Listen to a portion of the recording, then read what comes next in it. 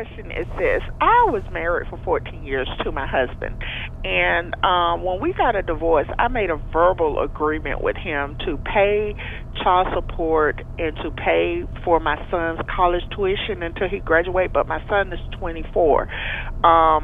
Since the verbal agreement, I've had acroneural cancer, and I was given a medicine that caused me to have a cardiac arrest. My question is that, should I file bankruptcy on bills that are in me and my ex-husband's name, even though he's gotten remarried? Should I try to pay these bills off, or should I try to file a bankruptcy Chapter 13 or Chapter 7 to get, or will that make my credit worse? I'm just not sure what I should do at this point, because I still give his mom money for my son, and plus I get Social Security, but they take a portion of my Social Security and give it to my sons. Complex question, a lot of information. Yeah, lots of information there. Thank you, Rachel. One thing I want to hit on first there is you asked a question about, is it going to make your credit worse?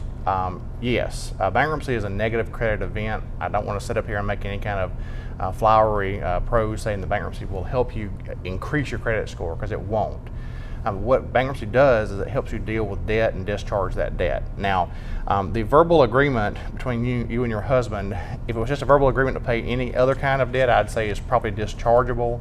The fact that it deals with child support makes it it's called a domestic support obligation. If it was ordered in your divorce, then you're going to have to deal with it going forward.